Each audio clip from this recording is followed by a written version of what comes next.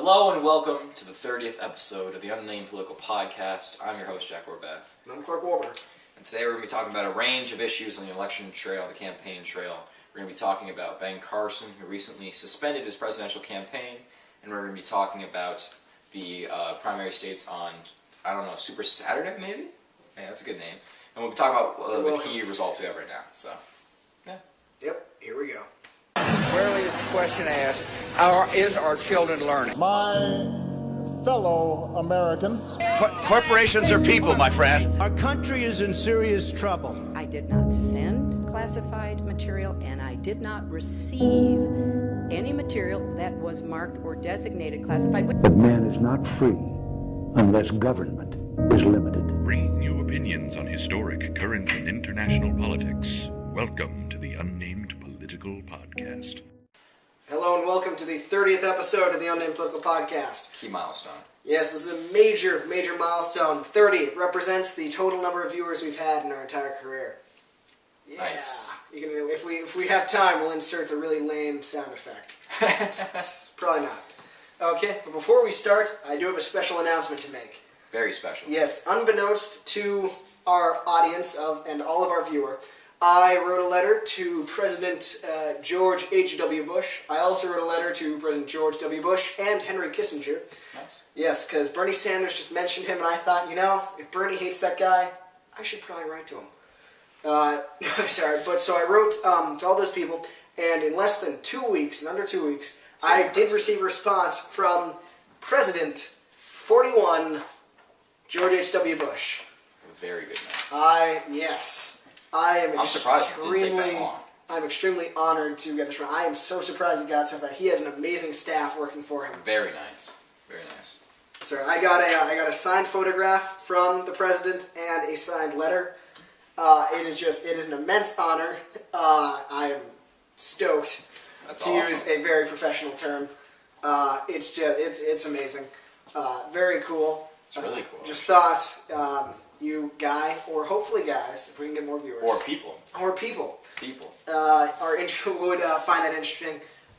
Really great honor. 41 served from 89 to 93, so.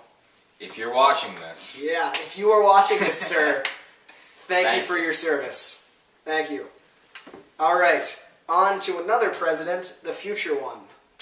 Donald Trump. Yep. So, We have given up all hope. Ever since Dear Jebediah left the race. My best friend. Yes, and since it now seems like Mitt Romney is not going to make a surprise comeback. No. Doesn't seem like it. I have slowly started to lose hope. But, as Jack mentioned, today is the newly termed Super Saturday. We expect CNN to start using it next year. That's going to be the trending next now. election. So we have now seen this new rise, I guess, in...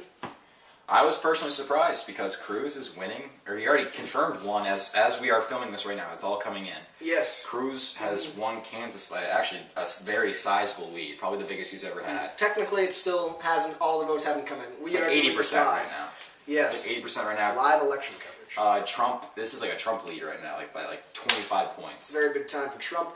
He is still obviously in the lead. Right. But we have now seen kind of the GOP establishment pulled out all the stops. Mm-hmm. Speaking of one of those stops was the man I just mentioned previously. Mitt has come back to the campaign. And he has basically given this speech where he kind of told the established Republicans, vote for Kasich in Ohio, Rubio in Florida, Ted in wherever Ted will win, and the others wherever they will win. Just don't vote for Trump. Choose wisely. Yes. We're finding out tonight if that will work or not. I think Cruz is, right now, I think he's the only way to consolidate their votes because he has the biggest chance of beating Trump. I think that's what it comes down to. Mm-hmm. The establishment wants Rubio, I'd say. Yeah. But I think you're right. Cruz is the only one who's able to gain them. Cruz is the only one who really has a shot. And established Republicans hate Cruz, but they hate him a lot less than they hate Trump. It's a compromise, basically. Cruz is a much more electable candidate, and they have a much better shot at the White House with Cruz than with Trump. Definitely Cruz has a better chance of beating Clinton than Trump does. I think that's a fact. That's set in stone. And even if you were the Republican establishment, and even if Trump was guaranteed to win, I would still be terrified of having him because he's not a conservative. No. He's not going to implement conservative values in the country.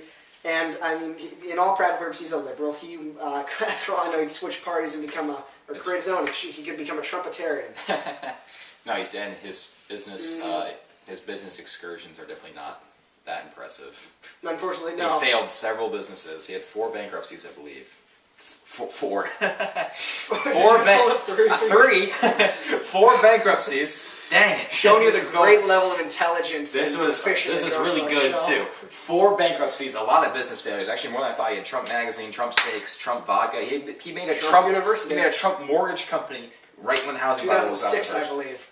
The perfect time to start a mortgage company. Make Donald Trump again. You watched the John Oliver thing for that? Yeah, he got a lot of views. Got like 14 million. It was pretty impressive. Yes, it did. So yeah, we're seeing they're pulling out all this stuff. Romney hitting him hard with intense insults. Very good bashes. Calling him a very, very not smart person. That. And that was a drop the mic level moment. Right. And he was like, Trump is not a good businessman. He bashed him. He bashed him. I was very impressed. Mitt, please somehow find a way to run again. You are pretty much our only hope at this point, at least my only hope. It's a little late, but I mean... Yeah. If somehow you can reverse like every single electoral law, we could see President Romney. Hashtag draft Mitt Romney. Yep. Started here. That's going to be trending very soon. I think that will require the assassination of pretty much everyone else in the campaign, but there's still hope. There always is. Yeah. So, I guess that is the state of the campaign for the Republicans. On to the Liberals. It's decided, I think. Do you agree?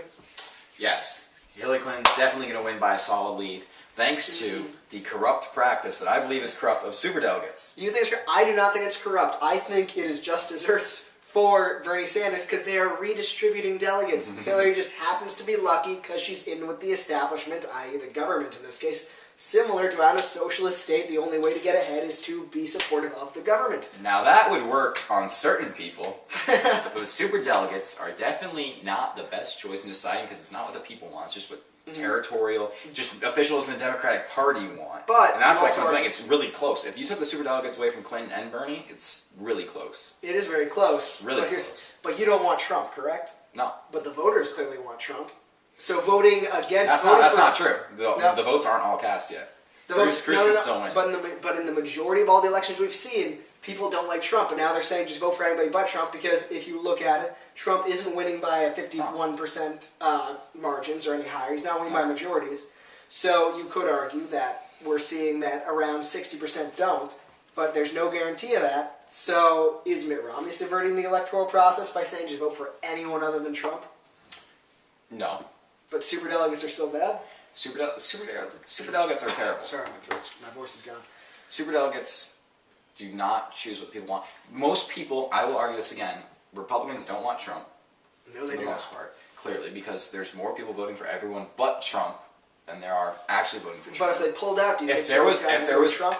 a very small minority. Okay. The people that vote for Kasich and who did vote for Bush before he dropped out, and to an extent Cruz, but not as much, and Rubio are moderate Republicans. They don't want someone crazy like Trump. If Cruz dropped out, most of the Cruz voters would probably go to Trump, and the establishment would be pretty even.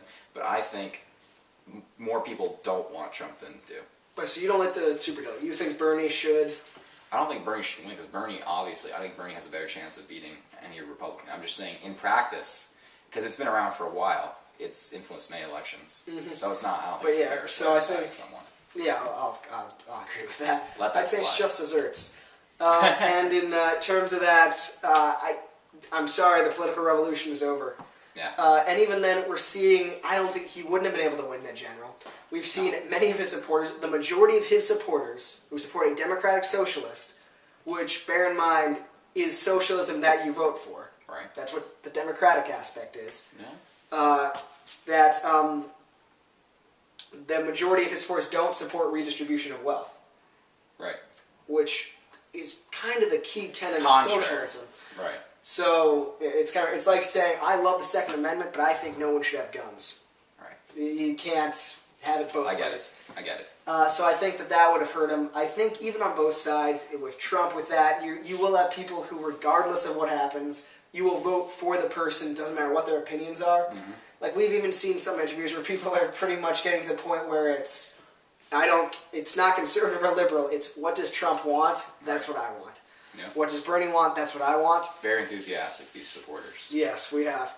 So we're seeing this as an election of extremes, but at least on the Democrat side, the extremes are dying. On the Republican sides, we really hope the extremes are dying.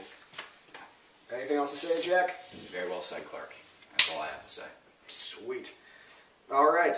We will see you next time. Hopefully, Mitt Romney will make a surprise appearance and win every single delegate remaining. And if Mitt Romney want to come on this podcast, that's Please fine do, with sir. me. Yeah. A good guest host that would be. That would be amazing.